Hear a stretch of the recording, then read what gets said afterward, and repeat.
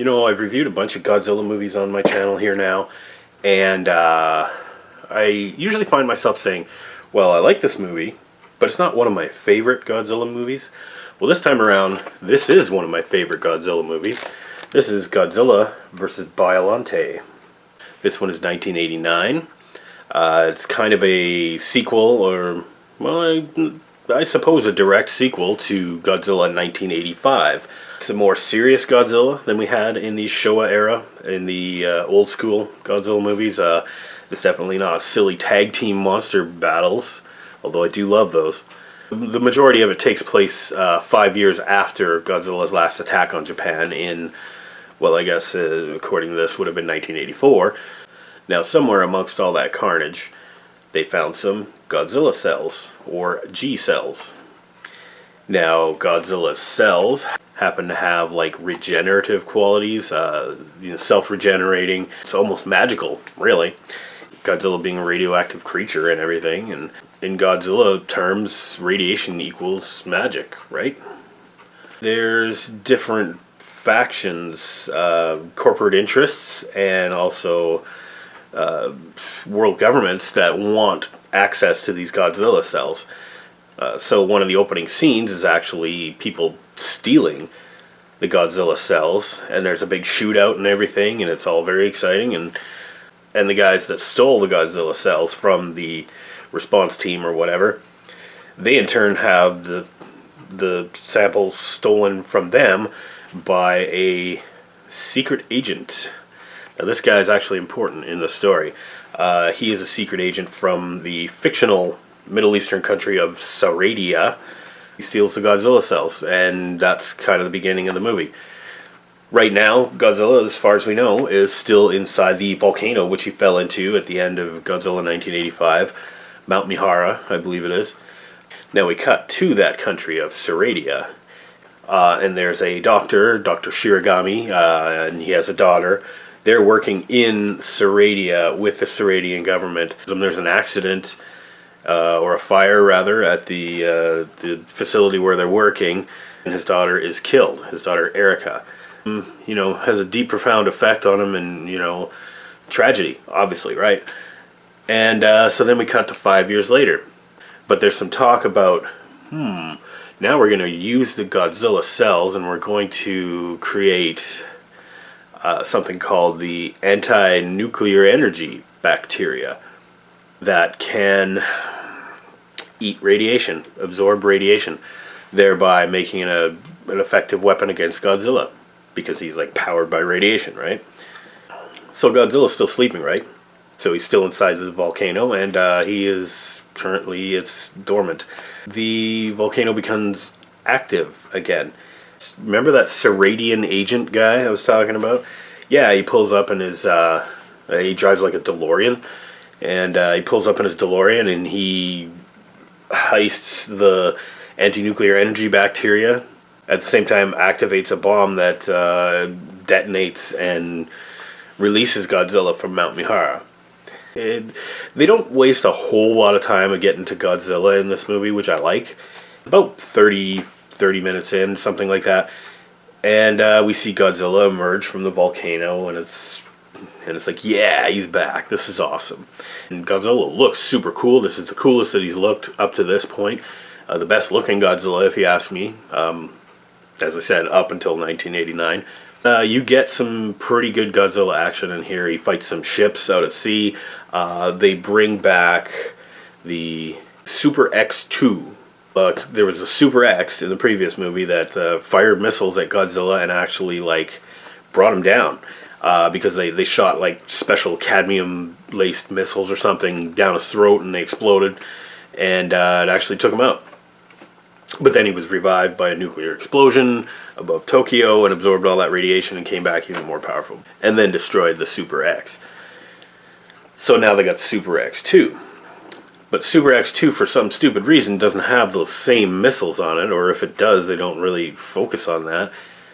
Instead, they've got this new fire mirror, is what it's called. This thing that opens up at the front of the craft. It's like a flying tank or whatever. Apparently, it will reflect Godzilla's heat beam back on him. but it doesn't really stop them from doing anything. It overloads it and it begins to melt, and they're like, oh no, our weapon is useless, and then they have to fly away and get out of there. Yeah, good job, guys. Why don't you just use the same missiles you used in the last one?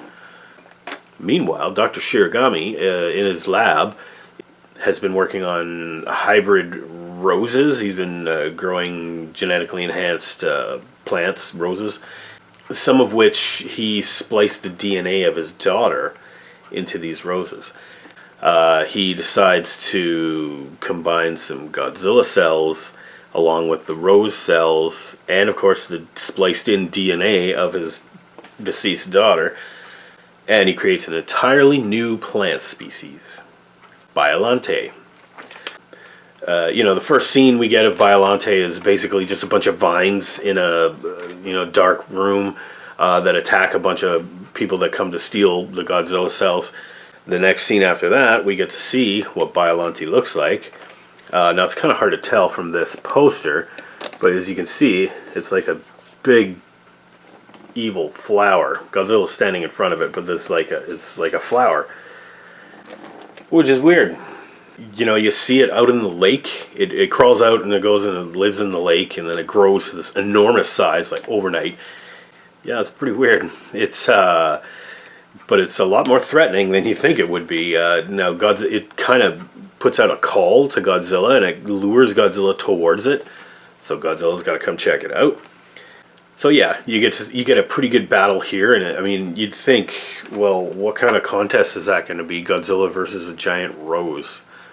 What's this thing going to do to him? Well, it's got the vines and poison and that kind of thing, and it's not a great battle. It's not entirely one-sided, though. So Biollante puts up a bit of a fight. Doesn't actually move at all, except for the vines coming out. But Godzilla seems to pretty much annihilate it. And basically all the petals start falling off, and the thing like nearly explodes. But what actually happens is it kind of just evaporates into this like golden glitter that just spirals up into the sky. And then it's like, okay, end of that scene. Nobody really talks about it or anything. They're just like, okay, what are we going to do now? Godzilla's going towards the city. And it's like, did y'all just not see that crazy rose shit and it just disappeared into the clouds? Like, you don't think maybe that's a cause for concern? Okay. So yeah, we continue to fight Godzilla, and they repair the Super X2, and so Godzilla continues to rampage across Japan. I believe he ends up in Osaka. He's devastating the city, and well, what are we going to do? Well, I guess what we got to do is we got to get this anti-nuclear energy bacteria, the ANEB. We got to get the ANEB into Godzilla's system somehow. So they load it on these like rockets or whatever, and they fire like bazooka squad fires it at Godzilla from like different locations in high-rise buildings, and they manage to score a hit. And bam, bam, bam, Godzilla gets a bunch of anti-nuclear energy bacteria-laced missiles in him. It doesn't take him out though. So kind of their dilemma, I guess, is well, Godzilla being a cold-blooded creature. So the bacteria can't really reproduce or have an effect on Godzilla until his body temperature reaches a certain point. I don't remember what that point is, but so they come up with some more good plans. They bring the Super X2 back to basically just kind of mess with Godzilla and lure him, and maybe the fire mirror, maybe try that out again and see if it works. And but no, it doesn't. Godzilla blows that thing up and destroys it.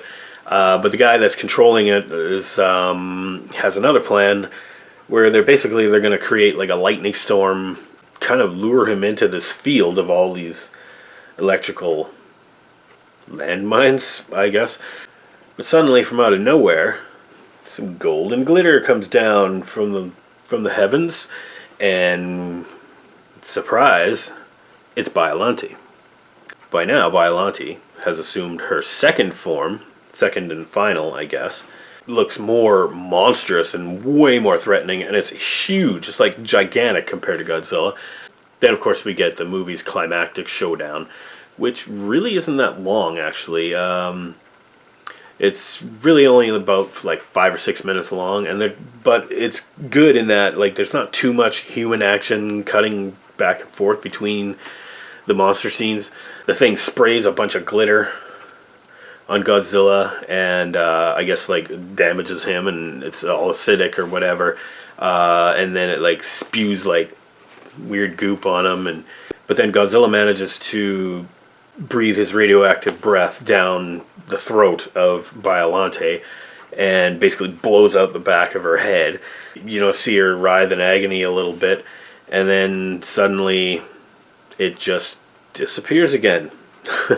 And it's the golden spiral of powder that flies into space. This time, no, we get to see the girl's spirit form, kind of like the Obi-Wan Force Ghost sort of thing. What happens after that is Godzilla walks towards the ocean, and the anti-nuclear energy bacteria is starting to make its way through his system, starting to have an effect on him, so he trips and he falls in the ocean. And they're like, oh, well, I guess that's Godzilla, he's done. But no, then he gets up again, and it's like, oh, what are we going to do? And then he turns around and goes out to sea, so he just got away. And they don't pursue him or anything, so okay, guess Godzilla's had enough of us. Yeah, and then of course we do see the return of our Seradian agent, and I love this guy. I mean, he's got the coolest shades, man. He's got like a real '80s outfit on, but he's got black leather gloves, and he's got a like big machine gun, and he drives a super cool car. It's like, and from the hilltop, he actually assassinates Dr. Shiragami, the guy who created Biollante. Just shoots him in the back, and he's dead. Done.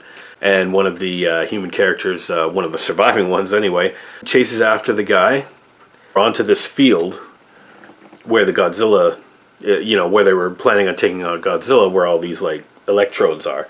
And the Seradian agent finds himself on top of one of these electrodes.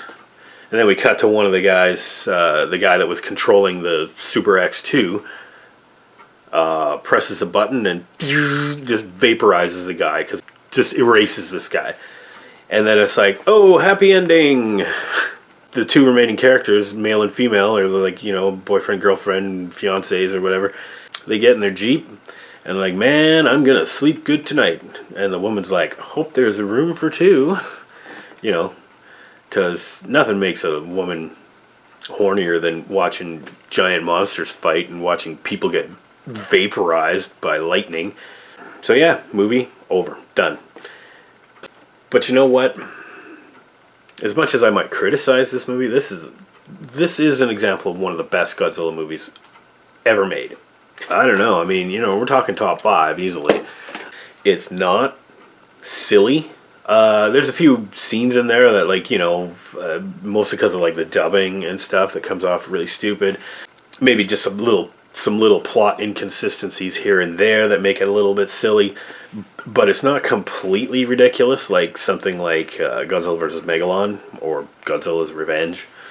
One thing I forgot to mention is also this movie is the introduction of a specific character of Mickey, the psychic girl that basically in this movie she actually tries to communicate telepathically with Godzilla, but she's unable to really establish contact with his mind, but she can sense when he's around. She can kind of guess what's going to happen. She doesn't have a huge role in this one, but she will in subsequent movies, going down the line. If you like giant monster action, there's plenty of it in this. And if you like weird Godzilla monsters that aren't just a bunch of guys with like obvious suits that are just kicking and punching each other, it doesn't look even remotely human, or that it could be anybody in a suit. Although I do think there was like some dude inside the puppet. The monster is good, the monster fights are good, the monster scenes are good, like the destruction scenes of Godzilla ravaging Japan. I mean, that's what we want to see, right? Gets a solid A. Godzilla vs. Biollante, A. This is a perfect example of what a Godzilla movie should be.